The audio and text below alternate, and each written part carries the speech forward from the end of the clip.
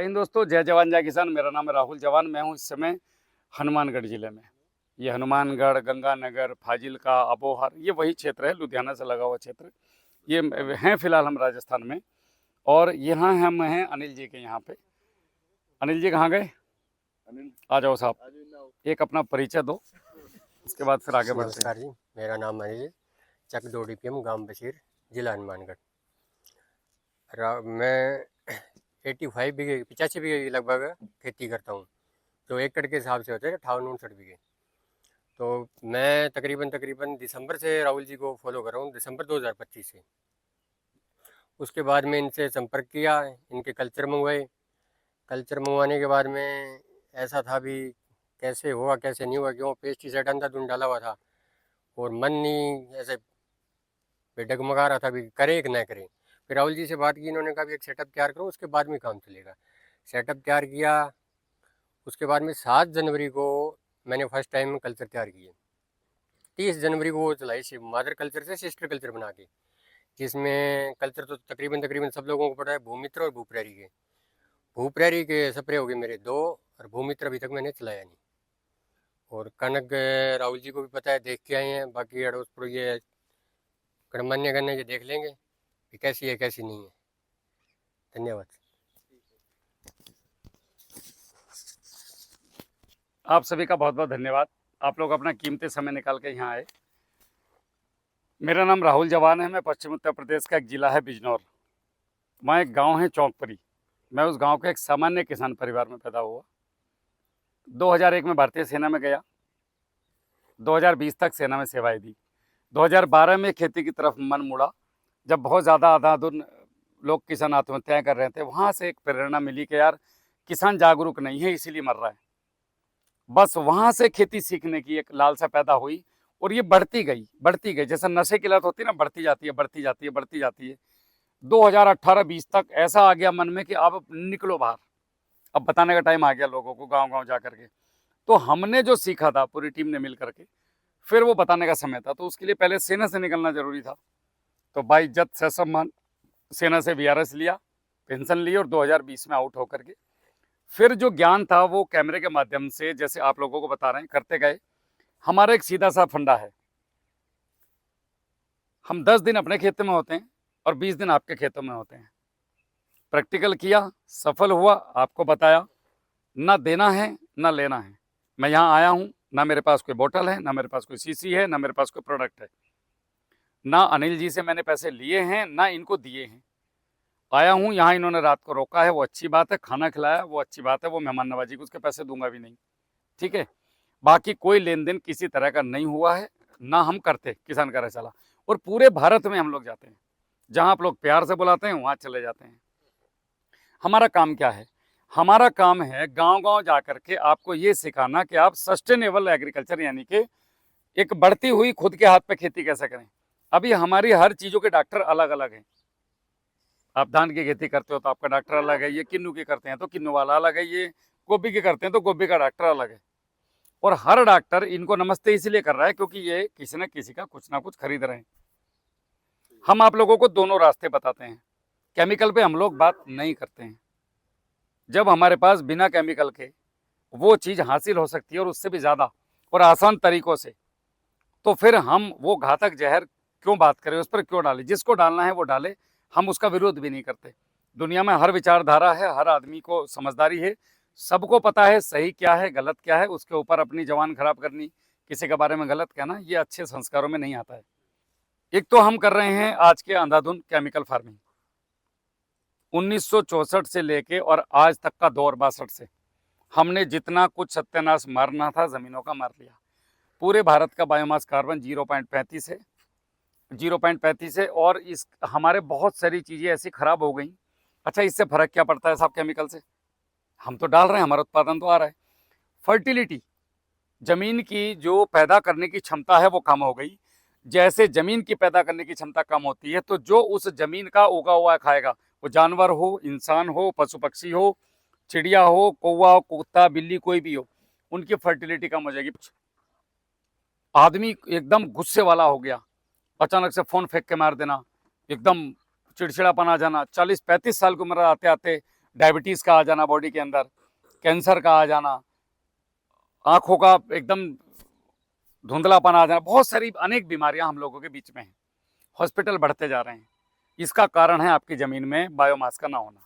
इस दुनिया में किसान की ज़मीन को ठीक करने का किसी माई के लाल के पास कोई प्रोडक्ट नहीं है। वो केवल और केवल आप लोग यानी कि किसान ही अपनी ज़मीन को ठीक कर सकते हैं। वो है आपके फसलों के बचे हुए अवशेष। उसके अलावा मैं सही बोल रहा हूँ एकदम, मेरा जो तजुर्बा है 15 साल का, पूरे आधी दुनिया घूम के आ गया मैं, विदेशों में भी। आपके कचरे के अलावा कोई तरीका बना ही नहीं प्रकृति में खेत को सुधारने का। कोई प्रोडक्ट नहीं बना इस दुनिया में। कोई कहे मेरा ये प्रोडक्ट डालो, मेरा वो डालो, कोई प्रोडक्ट नहीं बना। जमीन में जब तक बायोमास नहीं होगा तब तक जीवाणु उसमें रहेंगे नहीं। जीवाणु रहेंगे नहीं और खाएंगे नहीं तो जीवाणु देंगे कहाँ से? ये जो आपकी मिट्टी है, धूल के कण, इस धूल के कणों में 2% अगर बायोमास है तो इसके अंदर 10,000 के आसपास प्रजातियां, अनेक अनेक प्रकार के सूक्ष्म जीवों की, और उनकी संख्या 1 से 3 अरब के बीच में होती है। प्रकृति ने जब तक ये धरती बनाई है, जब तक ये धरती चलेगी, हमें नहीं पता कब तक चलेगी, कब तक नहीं चलेगी। जब तक चलेगी तब तक का भोजन इन पत्थर के कणों में, जो पिसा हुआ रेत है आपका, इनके अंदर दिया है। लेकिन इसके अंदर से निकालने की जो कला है, आप इस रेत को धुलो पानी में, सूक्ष्मदर्शी पर रखो, लाल पीले हरे नीले पत्थर दिखाई देंगे। ये ऐसा लगेगा मोटी मोटी बजरी पड़ी है। बजरी समझते हैं आप? पत्थर पड़े हैं। इनके अंदर, किसी के अंदर कैल्शियम है, किसी के अंदर जिंक है, किसी के अंदर फास्फोरस है, किसी के अंदर पोटास है, किसी के अंदर बोरान है। अब वो उसके अंदर से निकालने की जो क्षमता और कला कुदरत ने दी थी, वो सूक्ष्म जीवाणुओं को दी थी। उनको भेजा था जमीन पे। जैसे आप जंगल में देखो, कोई पौधा उगता है, उसको कौन दे रहे हैं? ना आप डीएपी डालते ना मैं, बट वो चल रहा है मस्त हो गए। तो वो कला सूक्ष्म जीवाणुओं को दी थी। सूक्ष्म जीवाणु जमीनों से हमने भगा दिए। कैसे भगा दिए? हम जितने प्रकार के भी रासायनिक फर्टिलाइजर खेतों के अंदर डालते हैं, इनसे निकलने वाला एसिड्स, तेजाब और गैसें उनको प्रभावित करती है और वो अपनी जगह छोड़ जाते हैं, और लगभग 80% हिस्सा इसका ज़मीन में फिक्स हो जाता है, जो ज़मीन के स्ट्रक्चर को ख़राब करता है। जैसे हमारे घर में कोई आदमी आए और एक गठड़ी भूस डाल के चला जाए, और रोज़ आए और कभी छिलके डाल के, तो हमारी जो रहने की व्यवस्था है वो गड़बड़ा जाएगी। घर की बीमारियाँ घर में शुरू हो जाएंगी फैलनी। समझ पा रहे हैं मेरी बात, या थोड़ा और स्लो बोलूँ? वो संरचना खराब हो जाएगी हमारी ज़मीन की, और हमारी ज़मीन की खराब हो गई। घर में तो हम सफाई कर लेते हैं, लेकिन ज़मीन से उसको छान के निकालने का कोई सिस्टम है नहीं हमारे पास। ज़मीन में एक ही चीज़ थी कि जितना ज़्यादा बायोमास होगा, बायोमास बोलते हैं दुनिया में कोई भी ऐसी चीज़ जो जल करके धुआं बन के उड़ती है, वो खेत में डाल सकते हैं आप। हर वो चीज़, प्लास्टिक को छोड़ के। प्लास्टिक भी कार्बन का रूप है, लेकिन प्लास्टिक को गलाने के लिए अभी तक प्रकृति के पास कोई बैक्टीरिया नहीं है, क्योंकि ये पेट्रोलियम पदार्थ था और ये समुद्र से निकाला गया है, ये धरती का नहीं है, और हम डाल रहे हैं इसको धरती में। तो डिकम्पोजिशन का अभी तक इसका कोई बैक्टीरिया प्रकृति ने पैदा किया नहीं। हो सकता है 300 साल लगे, 500 साल लगे, तब तक तो धरती खत्म हो जाएगी, जहां तक मुझे लग रहा है। तो आपके जमीन की संरचना खराब कर दी किसने? हमारे रासायनिक उर्वरकों के बचे हुए अवशेषों ने। तो हमें कॉन्सेप्ट में पहले ये समझना है कि जहर क्या है। एक आदमी दारू भी पीता है और एक आदमी सिगरेट भी पीता है। वो आदमी दोनों काम कर रहा है। हमें आज से उसको सुधारना है। तो पहले ये देखना है कि दारू छोड़ा पहले बंद करनी है कि सिगरेट? तो पहले उसकी सिगरेट बंद करनी है, क्योंकि वो सीधे लंग्स में जाकर के उसको ज़्यादा इफेक्ट कर रही है बजाय दारू के। और दारू को धीरे धीरे कम कराते जाना है। ऐसे ही फर्टिलाइजर का कॉन्सेप्ट है। आपको समझाया गया है कि urea, DAP, potash, zinc, sulphur ये जहर है, इन्हें मत डालो, ये रासायनिक खाद है।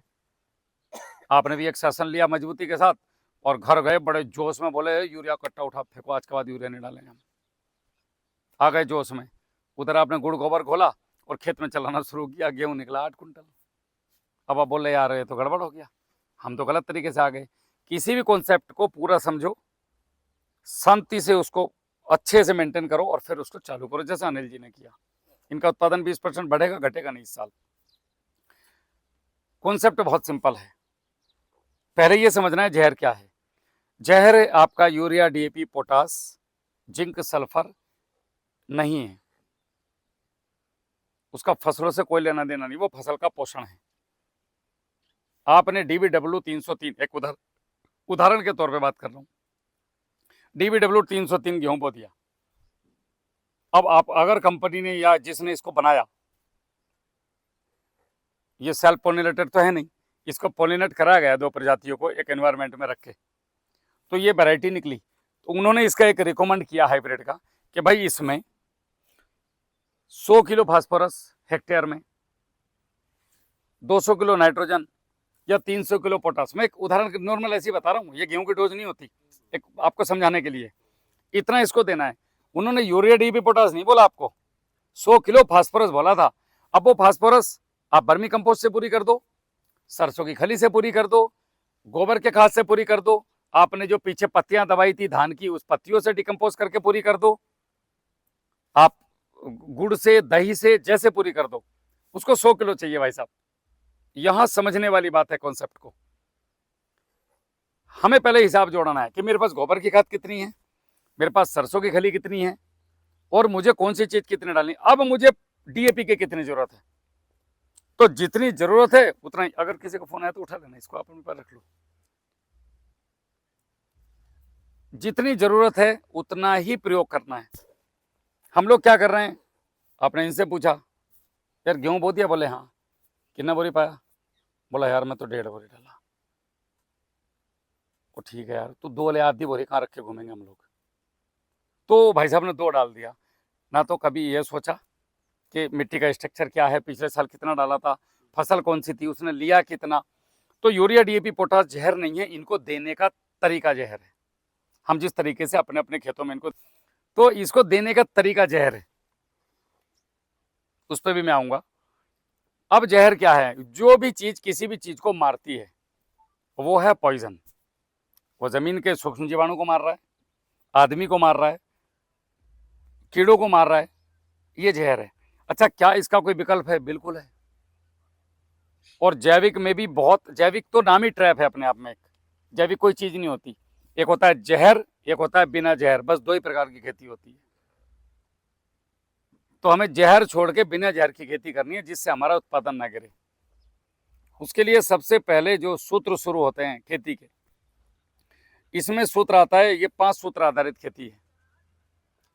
बायोमास नंबर 1, उसके अलावा आपकी खेती कोई नहीं सुधार सकता, ना कोई चमत्कार सुधार सकता है। नंबर 2, जीवाणु, सूक्ष्म जीवाणु खेतों में छोड़ने पड़ेंगे, हंस के छोड़ें हम या रो के छोड़ें। नंबर 3, माइकोराइजा, खेतों में अपने आप उत्पन्न भी होता है, उत्पन्न भी करना पड़ेगा, या फिर घर पे बना के डालना पड़ेगा, या फिर लेकर डालना पड़ेगा, वो आपकी इच्छा। नंबर 4, बैलेंस पानी, खेतों में पानी का बहुत बड़ा रोल है, बैलेंस पानी का।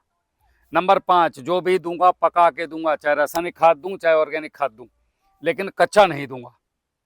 नंबर 6, सूक्ष्म पोषक तत्व जिस अवस्था में जिस समय में पौधे को चाहिए उस समय में दे दो, चाहे बाजार से खरीद के दे दो, चाहे आप घर से खरीद के दे दो, घर पे बना के दे दो, उससे कोई इसको लेना देना नहीं।